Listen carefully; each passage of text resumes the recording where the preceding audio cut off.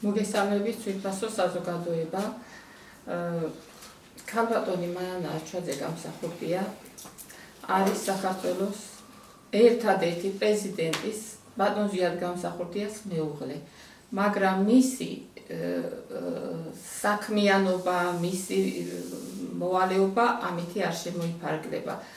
მას ძალიან დიდი მისია დაეკისრა საქართველოს წინაშე და ქალბატონი მანანა თავად გაგაცნობთ თავის მოკლე ბიოგრაფიას. მადლობთ ყურადღებისთვის. ნამდვილად უხერხულიელად მიმაჩნია, რომ ჩემი ბიოგრაფიის რაღაც მოკლე ეს მონაკვეთი გაგაცნოთ, მაგრამ ვინაიდან არ მოხდეს შემდეგ კიდევ რაღაც რეპლიკების სოლა, რომ ეს საიდან, ის საიდან, რატომ მოაწერა ხელი, რატომ რის გამო, აი ზუსტად აი იმ ცილის წამებლებისთვის ხდება ეს ყველაფერი. უპირველეს ყოვლისა, მე გახლავართ ექიმი, მრავალპროფილური ექიმი. მრავალპროფილურ ექიმს განმარტება არ ჭირდება, თუ ვინმე ერკვევით, ამაში მრავალპროფილური ექიმი ნიშნავს, რომ მრავალი სპეციალობა, როგორც ასეთი ქირურგია, თერაპია, პედიატრია, ინფექციური სნეულებანი, ნევროსნეულებელი, მეანობა, გინეკოლოგია, პედიატრია, ასე რომ ამაში მე ყველაფერში ახლიდან გავიარე, პერეკვალიფიცირება გავიარე, მივიღე შესაბამისი რაც საჭირო იყო დოკუმენტი, მაგრამ სამწუხაროდ ამისა, როდესაც გადაწვეს კოლხური კოშკი, ეს ჩემი დოკუმენტი დაიწვა ყველა იმ დოკუმენტებთან ერთად, რომელიც იქ ინახებოდა. შემდგომ ამისა მე მივაკითხე სამედიცინო ინსტიტუტს, ბატონი ვადაჭკორია გახდათ მაშინ რექტორი, მაგრამ მithეს რომ თქვენი არქივი საერთოდ ნაკლებად არის და თითქმის განადგურებულია და ჩვენ ერთადერთი შეგვიძლია მოგაწოდოთ მხოლოდ თქვენი დიპლომი, ერთადერთი დიპლომი, რომელიც გადანახული ჰქონდათ ერთ-ერთ თანამშრომელს, დანარჩენი თქვენზე არაფერი არ არსებობს. ხომ წარმოგიდგენიათ, ესე იგი განათლებას ებრძვიან თითქოს? თუ რა არის ეს ვერ გავიგე, რა ხდება?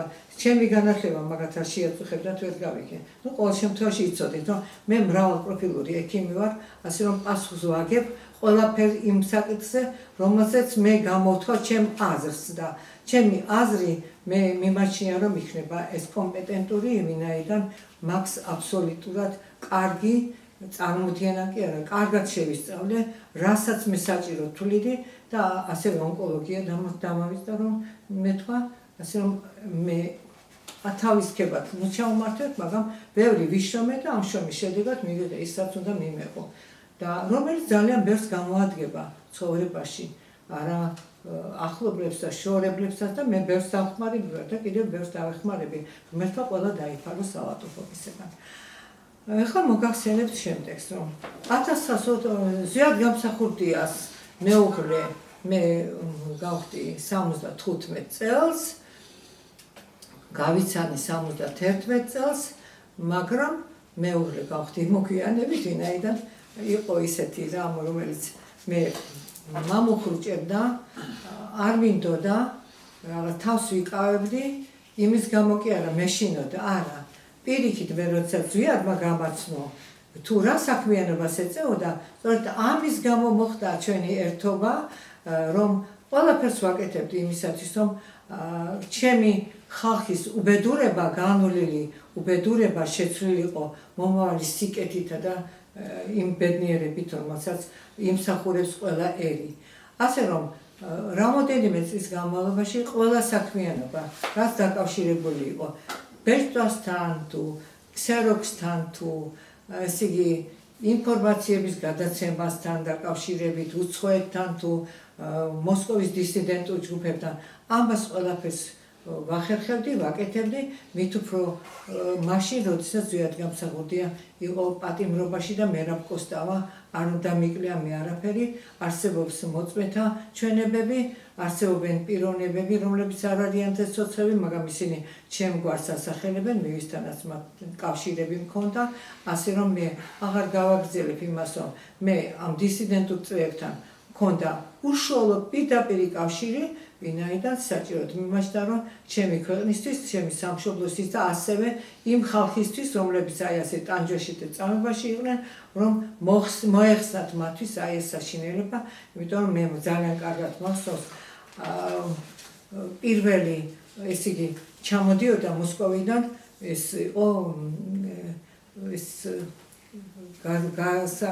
ესე შაბათ ჯერ კიდევ უნდა ამოგეკრიბა, შემდეგ უკვე რუსული დაწერები იყო, წარმოიდგინეთ, ნაბეჭდი რუსული და წარმოიდგინეთ, რომ ის უნდა გადმომეტანა ნაწერი რვეულში უნდა გადმომეტანა და მე ჩემთას უნდა დაებეჭდა. და აი ნუ ეს მაგრამ პირველი რაც წავიკითხე, ეს იყო რომ ესე იგი პირდაპირ იწყებოდა ადამიანების წამებით. პირველივე გვერდი და აი ამან მე ისეთი საშინელი ემოცია გამოიწვია ჩემში, რომ ვიფიქრე, ამ საქმეს არასდროს არ გამეშორები, რაც არ უნდა მოხდეს. და ეს იყო და ეს ჩვენ აი ასე თანამშრომლობდით, ერთად ვაკეთებდით ყველაფერს, ასე რომ ჩვენი ქორწინება შედგა შემდეგ უკვე 5 წლის მერე, რომელზეც ჩემი შვილი, ჩემი ცოტნე გამსახურდია მოსაყვედურობდა 5 წელი რა საჭირო იყო ამისთვის, მე ხა 5 წლის ძმა მეყოლებოდა ჩემზე უფროსიო. რას იზავ ცოტნე ცხოვრება ისეთია, რომ ასეთ ნაბის უცებ ვერ გადადგავ, ამას დაფიქრება სჭირდება, მით უმეტეს, როდესაც იბრძვი იმ საქმისთვის და მე აღარ მოვყვები ხა თუ რა წამება, რა ტანჯვა და რა უბედურება მაქვს გადატანილი, ეს მე ჩემს წიგნებში იქნება იხილავ თქვენ ამას და ასევე გადაცემებიც მექნება მე ამასთან დაკავშირებით, ასე რომ ეს გახლავთ აი ეს მოკლე ეს პრეისტორია, როგორ მოხდა ჩვენი ურთიერთდაკავშირება ჩემი და ზვიადის. შემდგომ მოხდა აი ესე შემდეგ უკვე ვითარდება პროცესები და 1990 წლის 28 ნოემბერს, როდესაც ტარდებოდა მრავალპარტიული არჩევნები საქართველოში, მრავალპარტიული არჩევნების ზედამხედველობა, თუ როგორ ჩატარდებოდა, ყველა უბანში, ყველა რაიონში ამაზე ზედამხედველობა მე მქონდა დაკისრებული და ვიყავი 1990 წლის მრავალპარტიული არჩევნების დროს, აი ზუსტად იმ ზედამხედველობას ვაწარმოებდი და სწორედ გაიმარჯვა გალმამაგი და თავისუფალმა საქართველომ დიდი უპირატესობით და აი მე უკვე შეიცვალა საქართველოში აი ეს პროცესები, კომუნისტური პარტია აღარ არსებობდა და მე ახლა აღარ მოყვები, ახლა გუმბარიძემ რა თქვა, ერთადერთ სიტყვას კი ვიტყოდი, რომ გუმბარიძემ აღიარა, რომ ჩვენ 70 წლის მანძილზე ვიყავით ოკუპანტის სახელმწიფოს წარმომადგენლები. თუ გნებავთ ამოიკითხავთ ამას 1980 წლის გაზეთ საქართველოს რესპუბლიკაში გუმბარდის სიტყვარი პირველი, როდესაც გადაბარება ხდება უკვე ხელისუფლების გადაბარება ხდება 70 წლიანი პერიოდიდან უკვე ეროვნული ხელისუფლებისათვის. ეხლა შემდეგი მოხდა ესე იგი 1991 წლის 31 მარტს მე ვიყავი სარეფერენდუმო კომისიის თავმჯდომარე, რომელმაც მთელი საქართველო შემოვიარე, ვინაიდან რეფერენდუმი რასაკვირველია მოსახლეობამ კარგად იცოდა, რასაც ნიშნავდა, მაგრამ მაინც საჭირო იყო გაბერკვია ისინი თუ რას ნიშნავდა, მაგრამ იცით რა იყო სასიამოვნო?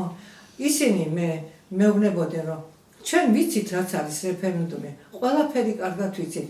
ერთადერთს რას გთხოვთ, იცით რომ თუ გაქვთ ხელთ ზვიად გამსახურდიას პორტრეტი, აი ის გადმოგვეცით საჩუქრად და აი ეს ამით ჩვენ ვიქნებით უაღრესად კმაყოფილი და მადლიერნი.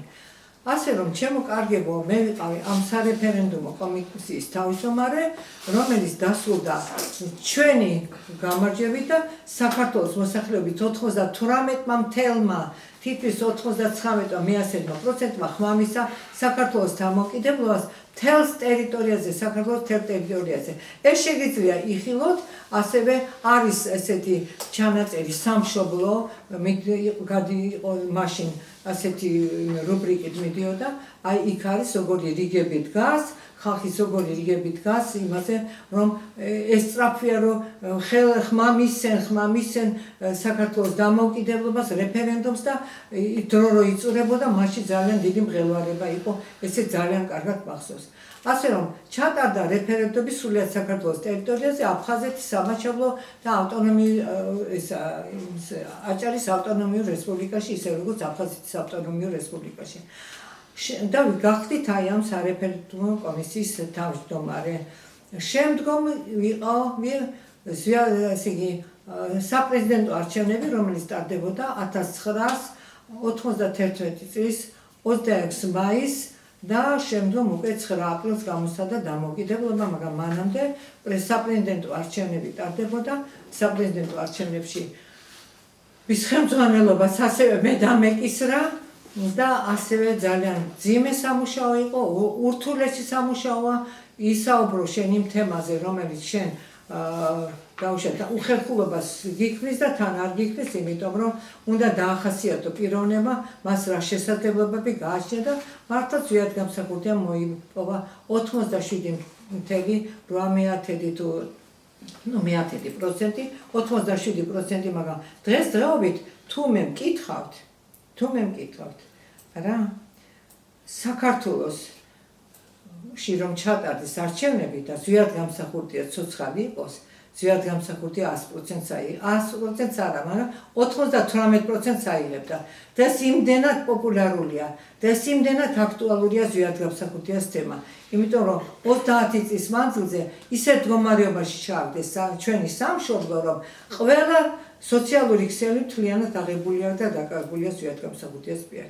შემდგომში მე გახლავთ საქართველოს სახელმწიფოებრივი დამოუკიდებლობის აქცე ხელის მომწერი, რომელზეც დიდი ის ჟრიამული ატყდა და ეთქება, რა შუაში იყო მან არჩევნებზე გამსახურდია, იმ შუაში კი არა, თავში ვიყავ, იმიტომ რომ თქვენ რომ ერთი დღით მაინც გამოგეცადათ და გეცხოვრათ ჩემი ცხოვრებით და მიგიღოთ მონაწილეობა ჩემს გარეშე, მე დაგითხოვდით სიამოვნებით იმას, რა მდგომარეობაში მე ვიყავი და კი ბატონო, გინდათ 10 ხელმოწერა შემოგიტანათ, იქ არავინ წინააღმდეგობას არ გაგიწევდა, თუ თქვენ სამშობლოს სადარაჯოზე იდგებოდით და არავინ არ იდექით სამშობლოს, ვინც ბევრს მასშება რა ქვიან საუბრობს, თუ ასე განიკითხავს, ახლა რა განსაკითხველი ეს თემა ეს არის და აქ უფრო ბინძური ისინი წავიდა ჭორაობა, რომ რატომ მოაწერა ხელი, მოვაწერე ხელი რატომ? ოლია დემურიამაც მოაწერა ხელი. რატომ მოაწერა? იმიტომ მოაწერა, რომ იმსახურებდა. ისიც მონაწილეობდა აი ამ დამოუკიდებლობისათვის ბრძოლაში. მე რა ვიხო თავისთავად, მაგრამ არც მისი დედა ჩამორჩენილა. ასე რომ აქ უკვე საუბარი ზედმეტია ამ თემაზე და მოკლედ დავასრულოთ ამაზე საუბარი. შემდეგი გახლავთ, რომ ჩემი მოღვაწეობა რომ მე მინდოდა საქართველოს საქმე სახელი გამეტანა უცხოეთში. იყო ისეთი სიბრმავე, რომ საქართველოს ძალიან ცუდად იცნობდნენ როგორც აი პუჩისტებს, როგორც კრიმინალებს, მით უმეტეს კრის ვერნერის ფილმი რო გადიოდა და ყველამ იცოდა, რომ ეს არის მხედრიონი და მხოლოდ მხედრიონი წარმოადგენდა საქართველოს ყველანაირ პრობლემას და საქართველოს მთელი მოქალაქეები იყვნენ აი ასეთები, გადავწყვიტე, რომ ესე იგი შეგვექმნა საქართველოში საქართველოს სპორტული კინოსა და ტელევიზიის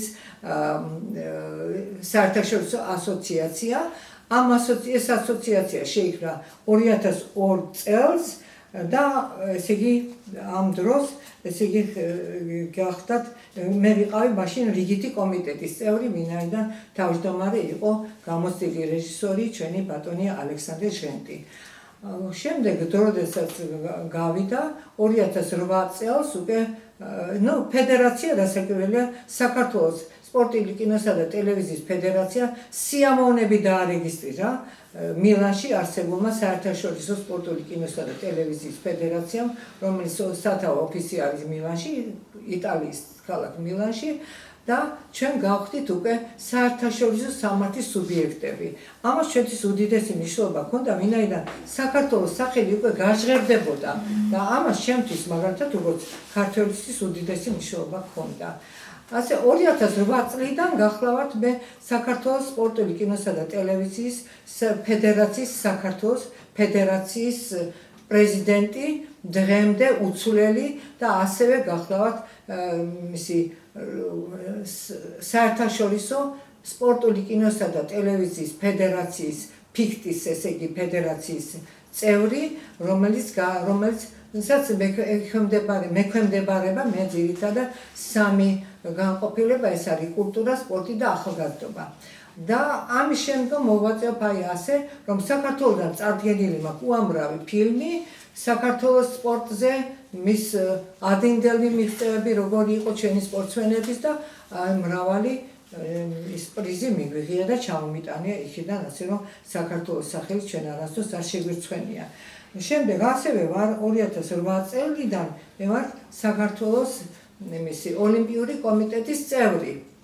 მაგრამ სამწუხაროდ ოლიმპიური კომიტეტის წევრი ვარ, მაგრამ ერთხელ არ მიმიწვიეს მის კრებაზე ან სხდომაზე, იმდენად მიუღებელი ვიყავი იმ პერიოდშიც და დღესაც მიუღებელი ვარ. დღეს კიდევ უფრო მძიმედ მიმდინარეობს მე მგონი პროცესები და ამიტომ მე ყოველ შემთხვევაში ხელთ მაქვს დოკუმენტი და იმ დოკუმენტს ვერავინ ვერ ამაფარებს, ის რომ ეს არის ყალბი ხელმოწერილია, ბეჭდიანია და არის ის სატიტულო ფურცელი, რომელიც აქვს ოლიმპიურ კომიტეტს.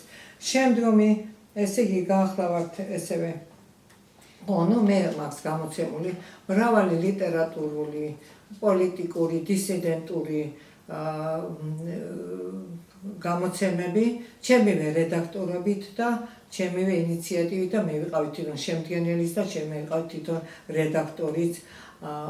რედაქტორობას უწევდი ასევე კონსტანტინე და ზვიად გამსახურდიას ნაშრომებს, რომელიც გაგვინადგურეს და მთლიანად იავარქმნილი იქნა კოლხური კოშკში, ასე რომ თავიდან დავიწყე მე ბრძოლა ყველაფრისთვის და ყოველივესთვის, რათა საქართველოს მოქალაქეებისთვის მიმეწოდებინა ახლიდან ყველაფერი, რაც უკავშირდებოდა გამსახურდიების გვარს და ასევე მეკუთვნის ბევრი პოლიტიკური და დისიდენტური ლიტერატურის გამოცემა და მონაწილე ვარ ბევრი დისიდენტურ იმაში, გამოცემებში. ხო, დამავიწყდა მე იმის თქმა, რომ როდესაც მე ვიყავი სამედიცინო ინსტიტუტის სტუდენტი, მე მაქვს რამოდენიმე მნიშვნელოვანი ნაშრომი შესრულებული, რომელიც შემდეგ გამოქვეყნდა, მაშინ საბჭოთა კავშირი იყო და საბჭოთა კავშირში ქვეყნდებოდა 4 მნიშვნელოვანი ნაშრომი მაქვს მე გამოქვეყნებული, რომელიც ასევე განადგურებული იქნა, მაგრამ ალბათ იმ სახელმწიფოებში დღეს, რომელიც არის თუ შემორჩა ისინი, მე სიამოვნებით მოვიკითხავდი, მაგრამ ჯერჯერობით არავის არ უზრუნია, რომ გამომიგზავნა და მით უმეტეს ყველამ იცის, რომ როგორ გაგვანადგურეს და როგორ იავარქმეს ყველაფერი. შემდგომ ამისა მე ვარ საქართველოში ერთადერთი პიროვნება, რომელმაც დავიწყე ბატონ ბესო მიქავასთან ერთად საქართველოს უახლესი ისტორიის ჩაწერა. საქართველოს უახლესი ისტორია მოიცავს 197 ჩანაწერს. ეს არის რომ გითხრათ, ესე იგი ისეთი მძიმე შრომა, რომელზეც მიმოხილულია მთელი უახლესი ისტორია, რაც ხდებოდა პუტჩის პერიოდამდე დღევანდელი დღის ჩათვლით. თქვენ რა გონიათ, მე გამომჩა შარშანდელი, შარშანწინდელია, ან ცოტნე გამსახურდია მდგომარეობა, ან კიდევ კოლხურ კოშკზე თავდასხმები და ყველაფერი. არაფერი, ეს ყველაფერი მოიცავს აი ამ 197 ჩანაწერი გახავთ, შეგიძლიათ იხილოთ YouTube-ზეც და შეგიძლიათ იხილოთ იმაზე, რა ქვია, ასევე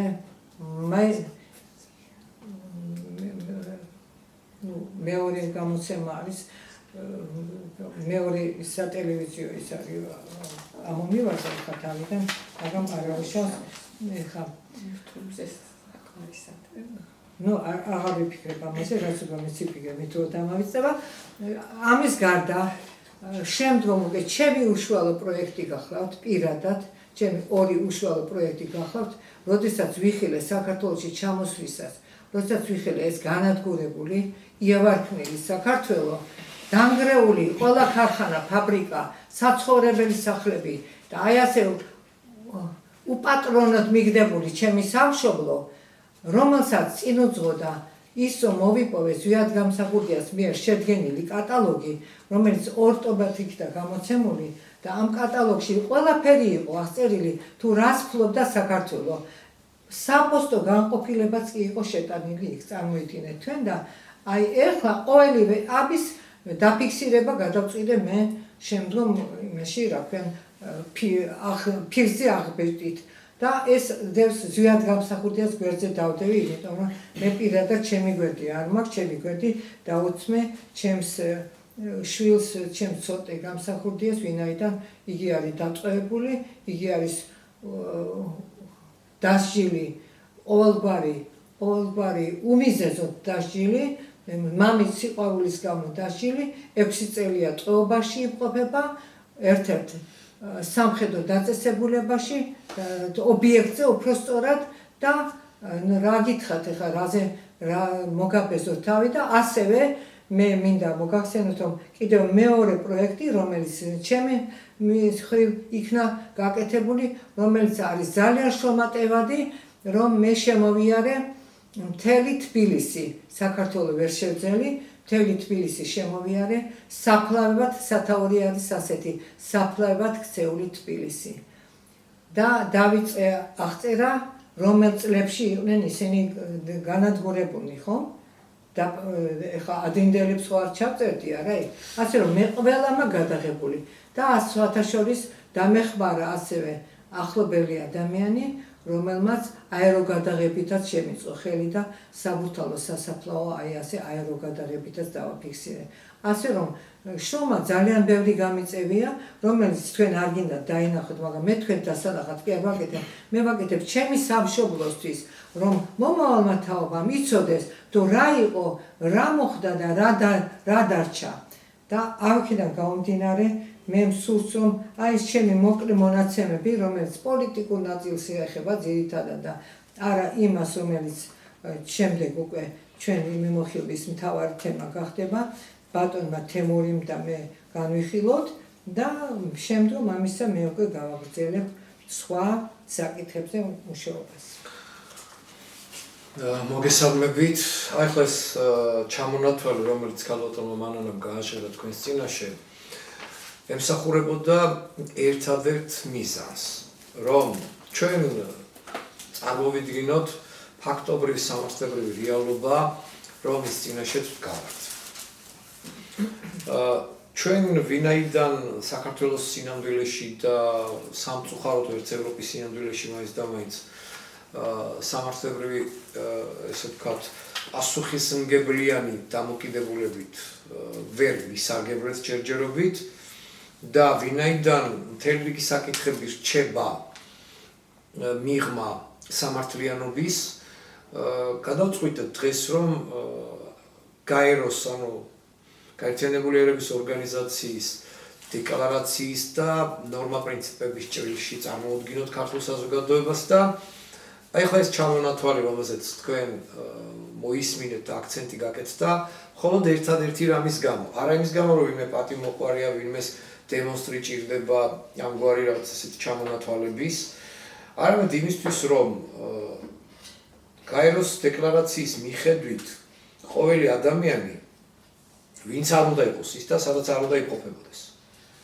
აბსოლუტურად სარგებლობს სამართალ სუბიექტობის უფლებით. აი ამის დემონსტრი გვინდოდა გვეთქვა. გარდა იმისა, რომ ქალბატონი მანანა არჩვაძე დამოუკიდებელი სუბიექტია და სამართალ სუბიექტია, შესაბამისად, სადაც არ უნდა იყოს და როგორც არ უნდა იყოს და ვისგანაც და რა სივრციდანაც არ უნდა მომდინარეობდეს მის მიმართ უფლებრივი შეზღუდვა, შელახვა თუ მისი უფლების რეალიზების კონტექსტი, ის სამართალ სუბიექტია. აი ყველა ამ ჩამონათვალის მიხედვით, რაც აქ მოისმინეთ, ისტორიულ კონტექსტში და კონსტიტუციურ კონტექსტში, ის რომ თავმჯდომარე იყო მთელი რიგი ამ საკითხების, რა თქმა უნდა, ეს სხვა უფრო მაღალი სამართალ სუბიექტობის თემა, კიდევ ერთხელ ვიმეორებ, ისტორიულ პოლიტიკურ სამართლებრივ ჭრილშიც და ის რაც მოქმედი კონტექსტიდან მომდინარეობს, რა თქმა უნდა, სამართალ სუბიექტობის ინდივიდუალურ სტატუსებს გულისხმობს და შესაბამისად ყველას პერსონებიდან დაწყებული ორგანიზაციულ იურიდიულ პირებს, სახელმწიფო სტრუქტურებს და სხვა სახის, ესე ვთქვათ, ინსტიტუციებს ავალდებულებს, რომ პატივისცემით მოეპყრან ამ სამართალ სუბიექტობას. წინამძღოლ შემთხვევაში ადგილი ექნება, რა თქმა უნდა, უფლებების დარღვევას სტატუსიდან თუ პერსონალიდან გამომდინარე. აი სამწუხაროდ აქამდე მივედით, რომ ჩვენ ამგვარი საკითხის დაყენების წინაშე თავდექით და რას ვიზავდით აი ამ თემითაც გავართ საზოგადოების წინაშე. კიდევ ერთი მნიშვნელოვანი დეტალი, რომელზეც მე აქცენტი უნდა გავაკეთო და ვფიქრობ, რომ ყველაზე პირველი ეს არის, რომ გახსოვთ ალბათ გადაღებული მტკიცება იმის თითქოს სხვათა შორის მაშინდელი ეგრეთ წოდებული მინისტრი გამოიყვანეს, რომელსაც ათქმევინეს, რომ გაეროს პრინციპების მიხედვით თურმე ის რაც მოხდა თბილისში 22 დეკემბერს შემდგომ პერიოდში ეს არის გამართლებული და რომ თითქოს რაღაც ესეთი გამართლებულ აჯანყებად მონათლეს. ბუნებრივია ეს იყო პირდაპირ საქართველოს დაპყრობის ცდელობა, რომელიც პერმანენტულად დღემდე გრძელდება და რომელიც ბუნებრივია მიმართული იყო კანონიერი ხელისუფლების დამხობისკენ და უფრო მეტიც მომხდარი კანონიერი ხელისუფლების დამხობის გადაფარვისკენ და იმისთვის რომ იმ ეტაპისთვის მომიტევოს გაუცნობიერებელი საზოგადოებისათვის ეთქვათ რომ ეს ყველაფერი არის კანონიერი და ლეგიტიმური.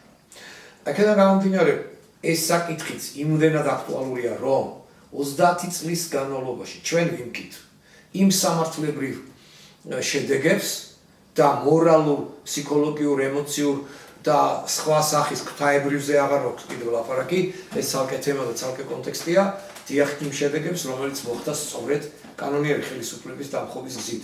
არა და კაიროს დეკლარაციის მიხედვით ხალხის ნება, ხო? სახელმწიფოს და ძალაუფლების განსაზღვრელი ხალხის ნება, რომელიც პერიოდულ არჩევნებში უნდა გამოიხატებოდეს, პირდაპირ უშუალო არჩევნებში, ამასთანავე ფარული კენჭისყრით და ბუნებრივია სხვა ისეთი ფორმით, რომელიც აბსოლუტურად გათანაბრებულია ამგვარ პროცედურებთან. ეს არის გაეროს მთავარი არსი, სამწუხაროდ 91 წლის დეკემბერში და იანვრის ჩათვლით და შემდგომ პერიოდში კიდევ ერთხელ ვამბობ, რომელიც გადაიზარდა და გადაზარდეს ჩემთვის არ იყო ეს სამოქალაქო ომი, ეს იყო პირდაპირ კრიმინალური თარეში, რეალურად წინასწარ დაგეგმილი საქართველოს მტრების მიერ და განხორციელებული შიდა და გარე მტრების ერთობლივი მოქმედებებით. აქედან გამომდინარე, ჩვენ ამ სამართალ სუბიექტობის კონტექსტიდან მომდინარეც, ქალბატონი მალანა ამ ყველაფრის დიახაც სამართალ სუბიექტია და ყველა სახის უფლება აქვს კონსტიტუციურად დაწყებული საერთაშორისო სამართლებრივი ნორმებით გაჯერებული, რომ ამ სამართალ სუბიექტობიდან გამომდინარეც ითხოვდეს სხვადასხვა სახის არანაირ შეღავათებზე არ ვსაუბრობ, პირიქით, უფლებრივი საკითხების წარმოწევას საქართველოს ყოველი მოქალაქის და საქართველოს საერთაშორისო ვალდებულებების შესრულების კონტექსტიდან გამომდინარე, რომ ჩვენ ნამდვილ სახელმწიფოებრივ თავისუფლებას მივაღწიოთ და ჩვენ ნამდვილ ეროვნულ თავისუფლებას, ეროვნულ სუვერენიტეტს მივაღწიოთ. შემდეგი მნიშვნელოვანი დეტალი, რომელზეც მე თქვენი ყურადღება უნდა გავამახვილო, რომ ნახეთ, ვერავინ ვერ უარყოფს იმ ფაქტს და მეორე სხვა პერსონა ვერ გამოჩნდება. ესეც არ არის რაღაც ისეთი განსაკუთრებული ფაქტია, რომ ჩემს ხელში გაიარა პრეზიდენტ გამსახურდიას ხელისუფლებასთან დაკავშირებულმა ყველა სისხლის სამართლის საქმეებმა და ბუნებრივია ჩემთვის ყველა ნიუანსი რაც ეხებოდა ამ ხელისუფლებას პირდაპირ უკავშირდება ჩემს სამშობლოს, მის თავისუფლებას, სუვერენიტეტს, მის მომავალს და სამწუხაროდ დღემდე ასეა და შესაბამისად მტკიცების დონემდე ვიცი ყველაფერი. და ვერაფრით წარმოვიდგენდი, რომ 30 წლის შემდეგ ვერაფრით ვერ წარმოვიდგენდი, რომ 30 წლის შემდეგ ჩემს სამშობლოში სამოქალაქო ურთიერთობებშიც მომიწევდა ამ ოჯახის ინტერესების დაცვა. ეს იმდენად სამწუხარო, იმდენად ესეთი ფაქტია, რომ ჩემთვის მაგრამ ამასთანავე არის შინაგანი ვალდებულების კონტექსტი, რომლითაც მე დღეს აქ ვდგავარ და რომლითაც მე ვიფრცვი ბოლომდე ამ უფლებათა და თავისუფლებათა შეზღუდვებისაგან, თავდასხმებისაგან, ფსიქოემოციური და ფიზიკური ტერორებისაგან ამ ოჯახის დაცვისთვის. სხვათა შორის გაეროს დეკლარაცია პირდაპირ მიუთითებს ერთ უმნიშვნელოვანეს თემას, რომ დედობა და შვილთან ურთიერთობები ეს არის განსაკუთრებული მზრუნველობის სივრცე და დაცულია გაეროს არაერთი ნორმით, კომისიების თემებით, დასკვნებით და ბუნებრივია რომ მთელი მსოფლიო მიუხედავთ იმისა რელიგიური კონტექსტით, ვინ რა დონეზე სად როგორ საუბრობს, ეს მაინც ძალიან მაღალი დონის ლეგიტიმური აღიარებაა, მათ შორის სამართლებრივ კონტექსტში და ბუნებრივია ნებისმიერი ხელყოფა. წარმოიდგინეთ ნებისმიერ ხელყოფა დედაშვილობაში ჩარევა, ეს ყველა ნორმის, მათ შორის გაეროს დეკლარაციული ნორმების დარღვევა გახლავთ და ჩვენ რას ვხედავთ, რომ საქართველოს პრეზიდენტის მეუღლის მიმართ, როგორც მეუღლის მიმართ, როგორც იმ კომისიის თავმჯდომარების და იმ ყველა რეგალიების ჩამოთვლის შემდეგ რაც მოისმინა საზოგადოებამ, ყველა მიმართულებით სამართლის სუბიექტობა პრაქტიკულად არის დარღვეული მინიმუმ უპატივცემულობის კონტექსტიდან გამომდინარე და ყველაზე მთავარი ღვთისმშობლის წილყვეთ ქვეყანაში დედაშვილობის სივრცეში ჩარევა, ვისაც არის ეზარება ეს. დაწყებული, რა ვიცი, რა გითხრათ, ტელევიზიებს და რა ვიცი, და სამწუხაროდ სასამართლოც ამ კონტექსტში, სასამართლოც ამ კონტექსტში გარკვეულწილად და საკმაოდ სამწუხარო დოზით არის ჩარეული და ეს არის ყველაზე ესე ვთქვათ მიუღებელი. აი ამიტომაც ჩვენ ვსაუბრობთ უკვე გაეროს თემიდან გამომდინარე, ეხლა არც იმას არ დავმალავ, რომ პირდაპირ სკეპტიციზმი არსებობს ამ ორგანოს მიმართ თემ მსოფლიოში და რამდენად შეძლებს ის ყველაფერ იმას, რაც მის არსობრივ მიზანში გამოიხატება, მაგრამ ბუნებრივია დღეს ის მოქმედებს, დღეს ასე თუ ისე გარკვეულწილად მართავს მსოფლიოში პროცესებს და ბუნებრივია ჩვენც ამ ჩვენი გამოსვლით კიდევ ერთხელ საზოგადოების ყურადღებას მივაპყრობთ იმ ნორმებზე, რომლებიც გაეროს სივრცეებიდან მომდინარეობს.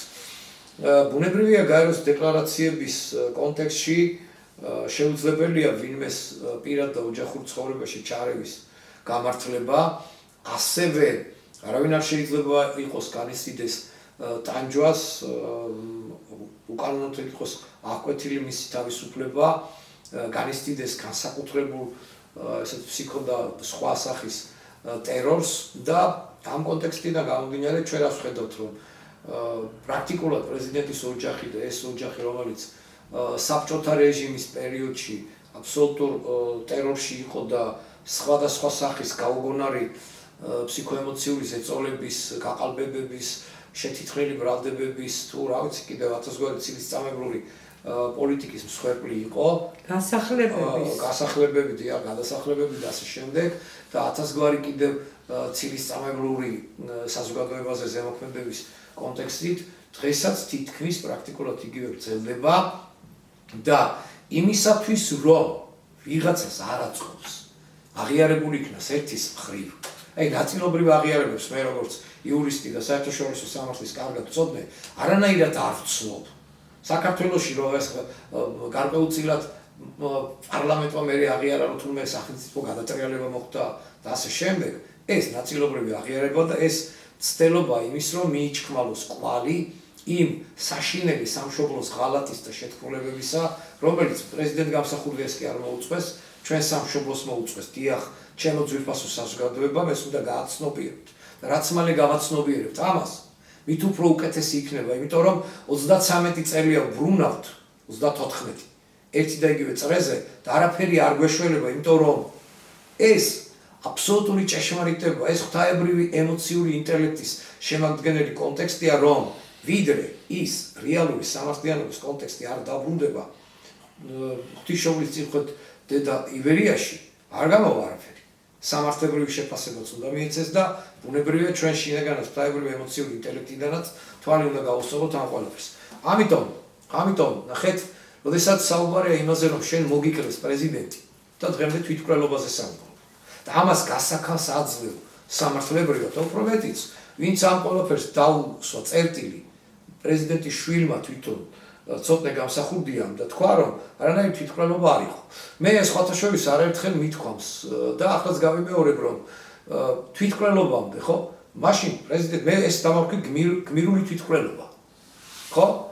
თუ პრეზიდენტი მივიდა იქამდე, რომ ის თვითმკვლელობამდე მივიდა, ეს მისი გმირობა, იცით რატომ, რომ ის არ ჩავარდნოდა იმ ხუნტას და იმ საშინელ თემებს, რომელმაც და ასეთ შემთხვევაში მხოლოდ გმირობაზე შეიძლება ვისაუბროთ. ლეგიტიმური საკითხიც კი პრეზიდენტის ტყვეობიდან მე ხო წარმომიდგენია რა სამართლებრივი პროცედურები შეიძლება მოყოლოდ ამას და თქვენ წარმოგიდგენიათ პრეზიდენტ გამსახურდიას სულსა და გონში რა შეიძლებოდა მომხარშულიყო ამ დროს, რომელიც რა თქმა უნდა ყველაფერს ჩემზე უფრო უკეთ და ღვთაებრივი დონიდანაც აცნობიერებდა. აქედან გამომდინარე, ერთი წამითაც რომ დაუშვათ თვითმკვლელობა, ეს უკვე ნიშნავს, რომ ის არის გმირი. არა მარტო იმ კონტექსტით, რომ სამშობლოს გმირია თავის მთელი მოღვაწეობით და ესე ვთქვათ, თავისი მემკვიდრეობით, ისტორიულით, ამ კონტექსტითაც. თუმცა, სამწუხაროდ, ეს არ არის სიმართლე. ის თვითმკვლელობასთან დაკავშირებით არ ასოცირდება და სწორედ ის, რომ პრაქტიკულად პრეზიდენტი არის მოკლული და ესე ვთქვათ, გაანადგურეს პრეზიდენტი ფიზიკურად, ეხლა მთელი მისი ისტორიული წარსულის და მთელი მისი ოჯახის განადგურების ცდილობები მიმდინარეობს და რომელიც ცდილობაზე ლაპარაკი უკვე სამწუხაროდ მისი ვაჟიშვილი რეალურ ტყვეობაშია, რეალურ ასე ვთქვათ, ცნობიერიც კი დატყვევებული ხავს მის შეთქმულებით. ფიზიკური ტყვეობა ერთია და მეორე, აი, ცოტნე გამსახურდიას ცნობიერია ეს დატყვევებული. თქვენ წარმოგიდგენიათ ახლა მე რაზე ვამბობთ? ეხლა ამაზე ვინმე რომ შემედავოთ, ძალიან მაგარი იქნება. გნებავთ სამართლებრივად მედავეთ, გნებავთ ფსიქოემოციით და გნებავთ ემოციური ინტელექტით, გნებავთ ნეიროფიზიოლოგიის კონტექსტიდან მედავეთ, ძალიან მაგარი იქნება ეს თუ შემედავებით და პროფესიულ დავას გამემართოთ. მაგრამ შეუძლებელია ამაზე, ისე როგორც ყველა მტკიცებულება მე მაქვს დაწყებული იმ 30 წლიანი სივრციდან მომდინარე და დღის ვითარების ჩათვლით. აქედან გამომდინარე, გაეროს ნებისმიერი ესე ვთქვათ, დეკლარაციის წესდების, მისი დებულებების, მისი კონკრეტული კომისიების დასკვნების, გადაწყვეტილებების ანალიზი, რომ ესე ვთქვათ, მოვახდინოთ უპრეცედენტო ვითარებასთან გვაქვს საქმე.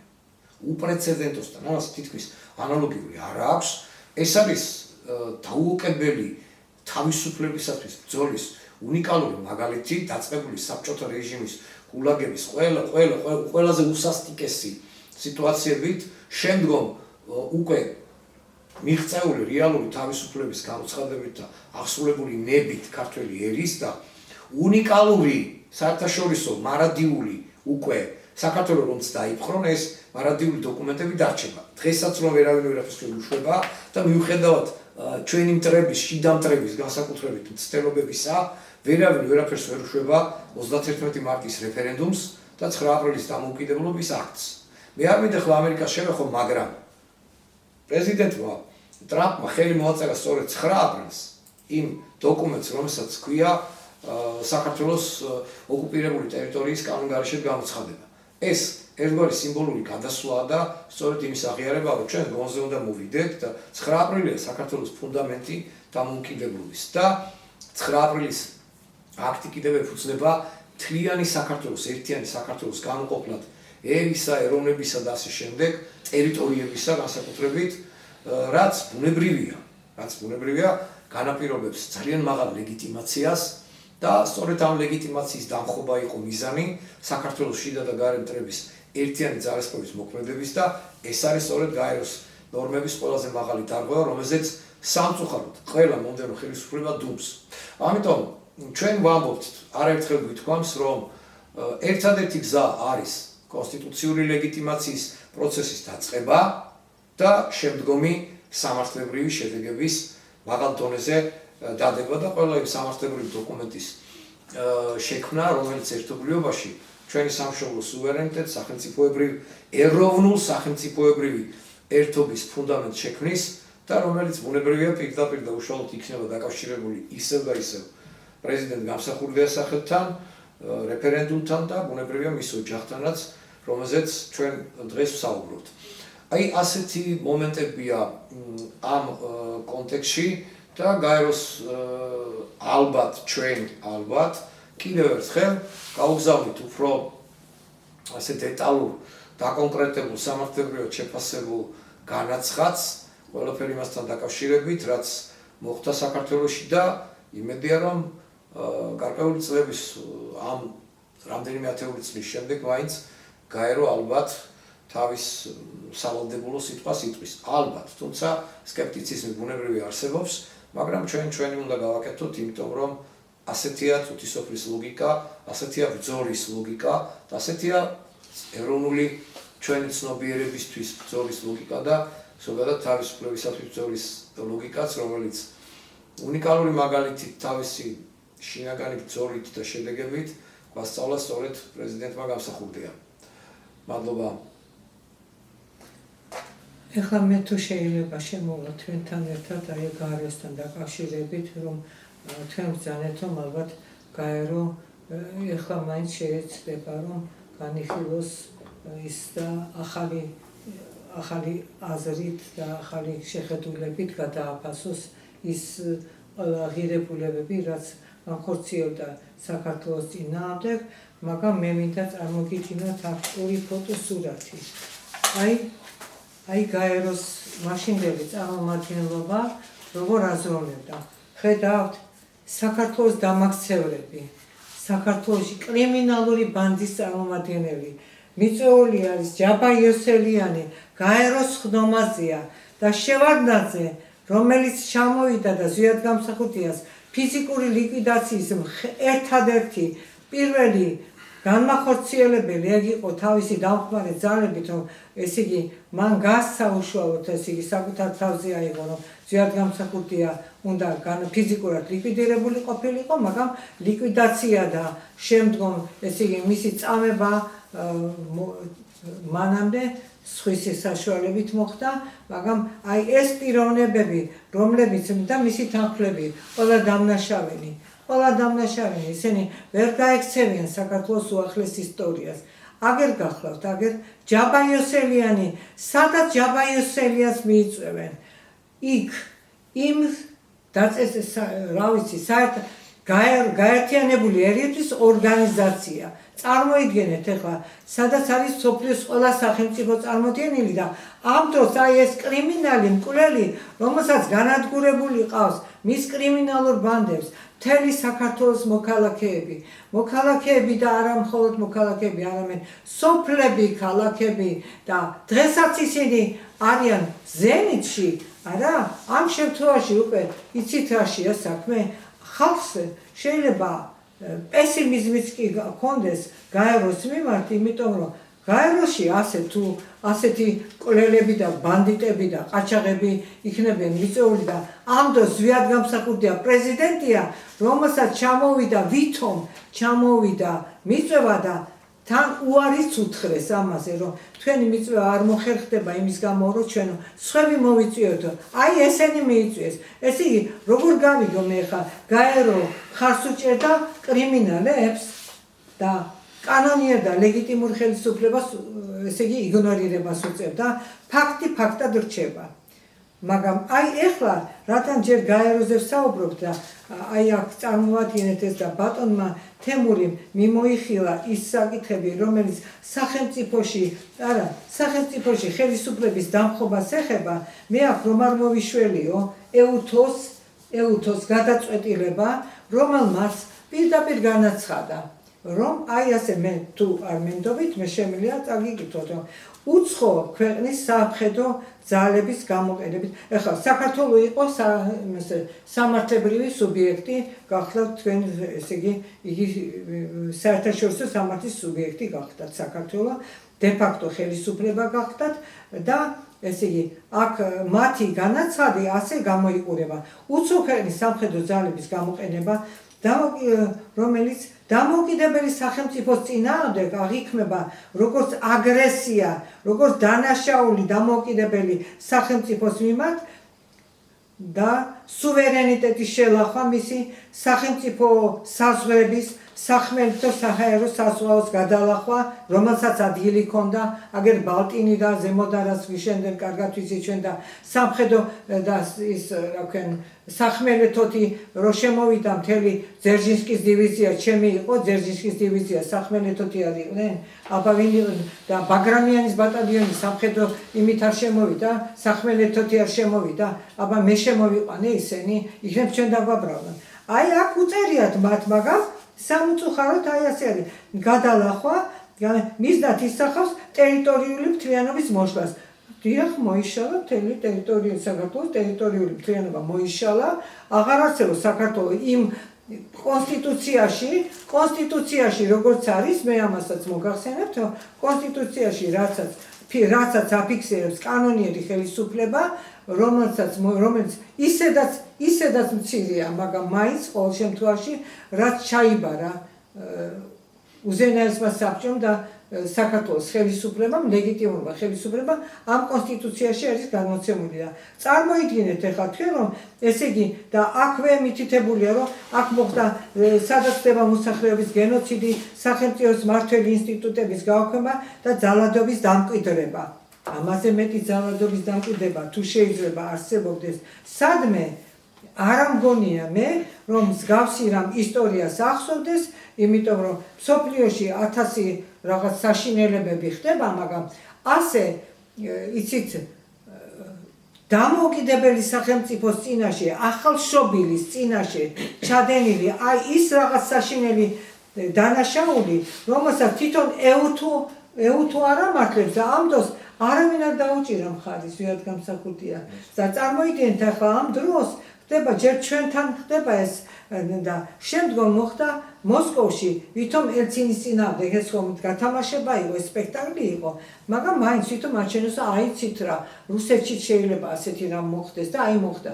მერე რა, მაშინაც შეიკრიბა 33 სახელმწიფოს წარმომადგენელი. შეიკრიბენ სულ ყველა და მხარი დაუჭერეს აი ამას, რაც მე წაგიკითხეთ ამ რეზოლუციას. იმის შემდეგ რა უნდა ირწმუნო. ამიტომ მე არ მწამს ახლა რომ ამბობენ ცითა ეუთომ ისე. ბოდიში და მოიხადონ, ბოდიში კი არა, ბოდიში უშველის ვიად გამსახურდიას განადგურებულ და ნაწამებს ხეობს, ბოდიში უშველის ცოტნე გამსახურდიას, რომელმაც მამის მკვლელობის ფაქტი გახსნა და ჩამოიტანა სრული დასკვნა, ექსპერტიზის სრული დასკვნა, რომ მამამისი წამებით იქნა მოკლული და აი იმის გამო, რადგან იგი მოითხოვდა, ცოტნე გამსახურდია, რომელიც მოითხოვდა, რომ გასაჯაროვდეს დამკვეთების და შემსრულებლების, ამის გამო ცოტნე გამსახურდია მე-6 წელია იხდის ესე იგი დაუმსახურებელ, არც სასჯელი, არც არაფერი, ეს არის უკვე ტყუობა, წამება, ეს არის 21 საუკუნის ფაშიზმი, რომელიც ხორციელდება ჩვენი ოჯახის წინააღმდეგ, კერძოდ ცოტნე გამსახურდიას წინააღმდეგ და იგი არის ერთ-ერთ სამხედრო ობიექტზე, რომელიც არავითარ სამედიცინო ჩარევა არაფერი არ ხდება, ხდება მხოლოდ მისი, რაც შეიძლება ესე იგი ნელი მეთოდებით ისინი ცდილობენ რომ ფატალური შედეგი დადგეს. არ გაგითენებთ მაგათ სიცოდეთ და მე მოუწოდებ გაეროსაც და ყველა სახელმწიფოს და მეთაურებს, რომლებიც და არაერთხელ მოუწოდე ყველა სახელმწიფო და მეთაურებს, რომ ყურად იყონ დედის განცხადება, იმიტომ რომ ჩემი გამოსვლები სოციალური ქსელით, რომელზეც მე მოგახსენეთ 197 ჩანაწერიდან, იქ 1050-ზე მეტი ეკუთვნის ცოტნე გამსახურდიას მდგომარეობას, იმ უკანონო რეჟიმის მიერ, უკანონო არალეგიტიმური რეჟიმის მიერ ჩადენილ აი ამ დანაშაულს რუსეთსა და საქართველოს მიერ გახორციელებულ ტერაქტს, რის შედეგადაც აი მე მივიღე აი ეს საშინელი ტრაგედია და ესეც არ მაკმარეს. 6 წელია ჩემი შვილი ტანჯული წამებული არის გამოწყდეული, ტანჯული, ტყვეობაში მყოფი, დასნეულებული და იმასაც არ მიბრუნებენ, რომელიც მიმართაც ისე სასამართლო მაინც ჩატარებული იყო და სასამართლოდ მაინც მიესაჯა, იქ ერთხელ მაინც მოვახერხებდი წელიწადში, რომ მენახა ჩემი შვილი და ეხლა რა ნახვაზია ლაპარაკი, მე ექიმს არ მაქვს უფლება ჩავერიო ჩემი შვილის მდგომარეობა, გამოვასწორო, როგორც კი შენიშნესო დედას ეს შეუძლია, მაშინე კიდევ უფრო გაამკაცეს და მე ამასთან ერთად მინდა დავძინო, გაეროს მინდა მიუთითო, იმიტომ რომ მას აქვს შეტანილი თავის ერთ-ერთ მუხლში, რომ ყველა სტრუქტურა და ყველა უწყება უნდა იქნას ასე იგი ჩართული იმაში, რომ დაიცვას ადამიანის უფლებები. მე შემიძლია თამამად დავასახელო აი ეს ორი პიროვნება არა, კიდე სხვა დანარჩენები, ყველა 6 წლის მანძილზე არ დაგვიტოებია არც ერთი სტრუქტურა, მიუხედავად იმისა, რომ არალეგიტიმურები არიან, არც ერთი ვინაიდან არალეგიტიმურებს აქვს ჩაგდებული დღეს საქართველო, ამიტომ არ დაგვიტოებია არც ერთი სტრუქტურა, რომ არ მიგვემართა 6 წლის მანძილზე ასობით განცხადება. ასობით განაცხადი არის ჩვენს მიერ გაკეთებული ყველა სტრუქტურებში შეტანილი, ეს არის სამინისტროები თუ ის პარლამენტი ეგრეთ წოდებული თუ მინისტრთა კაბინეტი და ასე შემდეგ, მაგრამ ყოველ უშედეგობა, მაგრამ მე ხელთან მაქვს ყველაფერი. თქვენ ვიფიქრებთ, რომ მე იმას ვანადგურები, სამი არა. ხელთან მაქვს ყველაფერი და ისტორია ამას მიმოიხილავს ყველაფერს. თქვენ არაფრად არ აგდებთ ამას, იმიტომ რომ დღეს გონიათ ხართ მეფეები? არა. ეს მეფე არ არსებობს. საქართველოს მეფე არ ყავს. საქართველოს ყავს ამომრჩეველი, რომელიც კატეგორიული წინააღმდეგია თქვენი დღევანდელი ეგრეთ წოდებული და წინანდელი მით უმეტეს შევარდნაძე შემოიყვანა რუსეთმა, ასევე სააკაშვილი შემოიყვანა რუსეთმა და ამერიკამ ერთობლივად ბიძა რომ თავის დიშვილს შემოიყვანს. წარმოიდგინეთ ახლა რადონის ჩანაფიქრები იყო აქ და შემდეგ ივანეშვილი ვინც შემოიყვანა, აგერ თვითონ განაცხადა დინშაჰინმა განაცხადა, აგერ მე ჩემი ყურით მოვისმინე, რომ ისო ჩვენო მიუხედავად იმისა, რომ არ იყო დასრულებული არჩევნებიო, საარჩევნო პროცესები და არ იყო დათვლილი ხმებიო, ჩვენ მივედითო და ხელი დავამტკიცეთ იგიო, ვინ დაამტკიცა, რა უფლება გაქვს შენ რომ დაამტკიცო, ჯერ შეამოწმე, რამდენად ლეგიტიმური იყო ეს არჩევნები. შენ გაიარე ეს საკითხი, რომ მოდიხარ პირდაპირ და აცხადებ და პირდაპირ ვიზას აძლევ ამასო, ძარცვოს და აი ასე გაგვაუბედუროს ოჯახები? ამით ხომ მისცეს სტიმული არა? არ შეიძლება. აი მე გაეროს ვეხები აქვე. აი გაეროში წაბძანებული, ეგრეთ წოდებული ის მინისტრი რომ არის, მაკა ბოჭორიშვილი, რომელიც ხან ნაციონალია, ხან ოცნებაა, ხან ნაციონალია, ხან მოკავშირეა, ვინ არ არის და რა არ არის.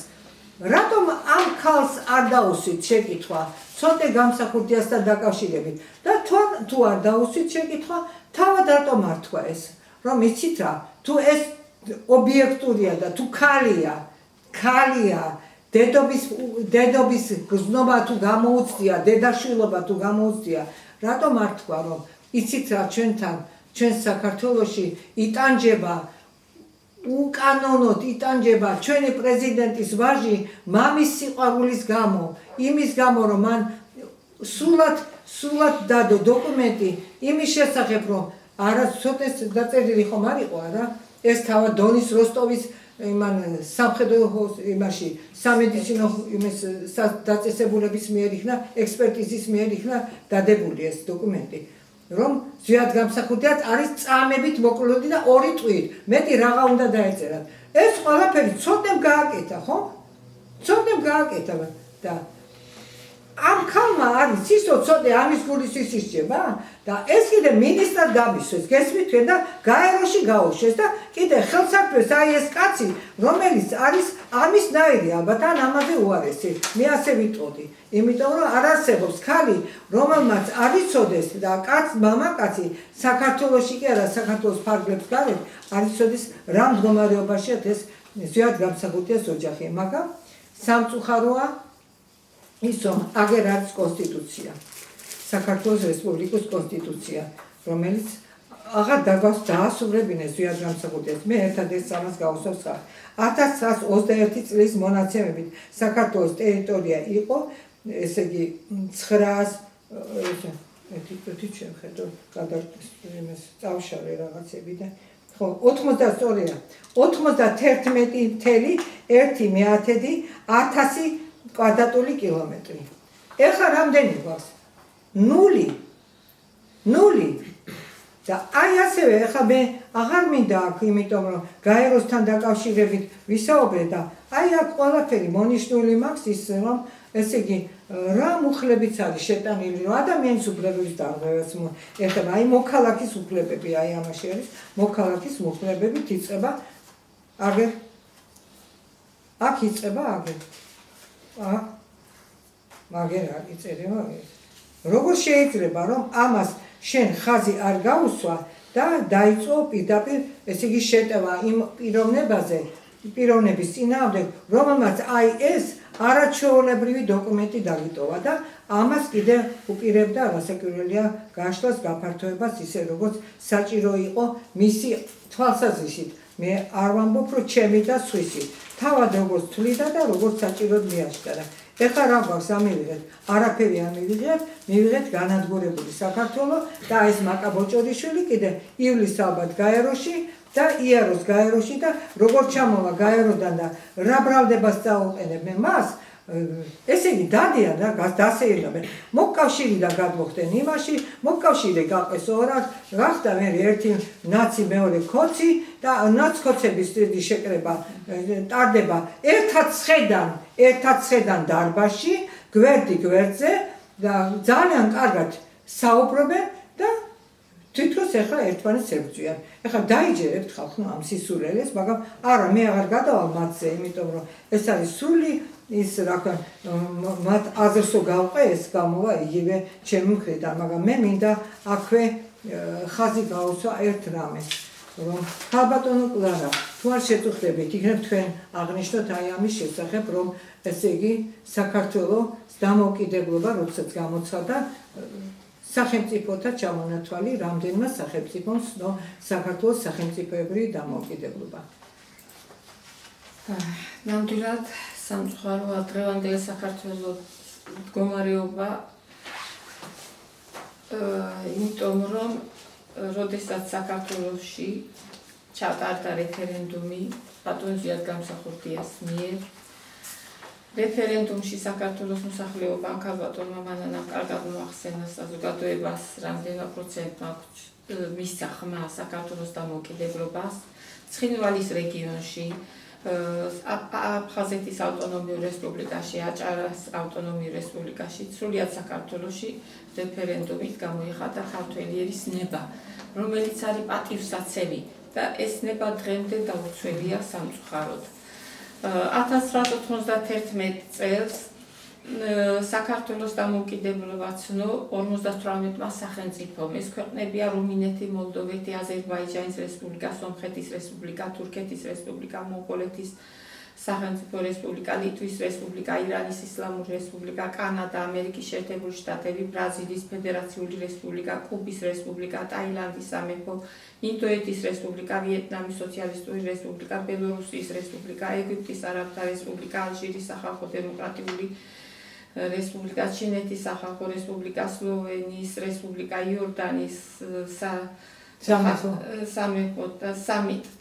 სამეფო, ხორვატიის რესპუბლიკა, ლიბანის რესპუბლიკა, პაკისტანის ისლამური რესპუბლიკა, ეთიოპია, ბურუნდის რესპუბლიკა, ჩრდილოეთ კვიპროსის თურქული რესპუბლიკა, ბულგარეთის რესპუბლიკა, ჩეხეთის და სლოვაკეთის ფედერაციული რესპუბლიკა, პერუ, იუგოსლავიის ფედერაციული რესპუბლიკა, არგენტინის რესპუბლიკა, ირლანდია, ზიმბაბვე, ნორვეგიის სამეფო, საფრანგეთის რესპუბლიკა, საბერძნეთის რესპუბლიკა, პორტუგალიის რესპუბლიკა, იტალია, ესპანეთი, გერმანიის ფედერაციული რესპუბლიკა, ბელგიის სამეფო, პოლონეთის რესპუბლიკა, ავსტრიის რესპუბლიკა, ნიდერლანდების სამეფო, ისრაელი, მექსიკის შეერთებული შტატები, ისლანდია, ფინეთის რესპუბლიკა, ავსტრალია, შვედეთის სამეფო, იაპონია, კორეის რესპუბლიკა, ავღანეთის რესპუბლიკა, კვიპროსი, შვეიცარია 27-მა სახელმწიფომ განაცხადა მზადყოფნა დაამყაროს დიპლომატიური ურთიერთობა საქართველოსთან, რუმინეთი, მოლდოვეთი, აზერბაიჯანი, სომხეთი, უკრაინა, თურქეთი, ირანი, ინდოეთი, ჩინეთი, ხორვატია,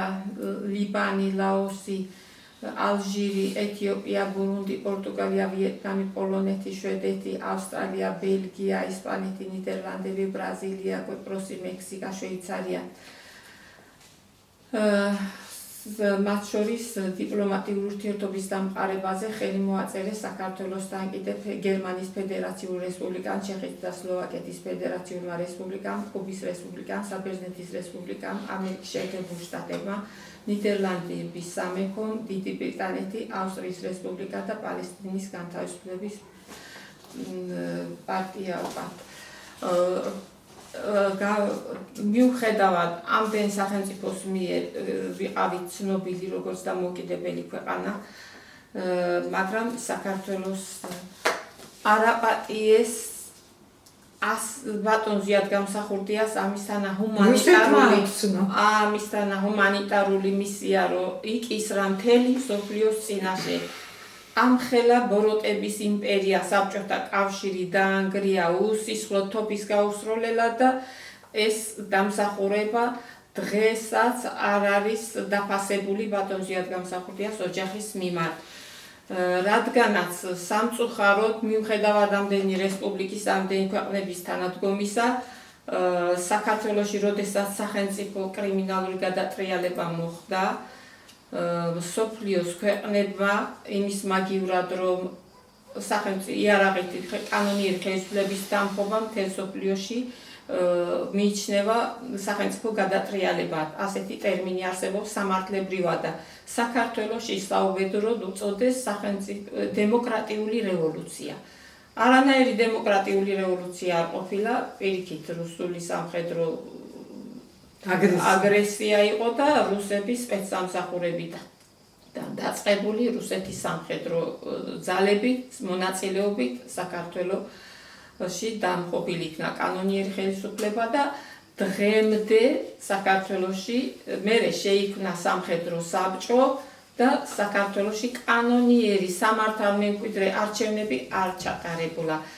ნებისმიერი არჩევნები, რომელიც ჩატარდა 91 წლის 22 დეკემბრის მერე, როგორც ეს მითითებული არის მაშინ რა ქვია კონსტიტუციაში, რომ საქართველოს ტერიტორია მოისაზრება 1991 წლის 22 დეკემბრის მონაცემებით.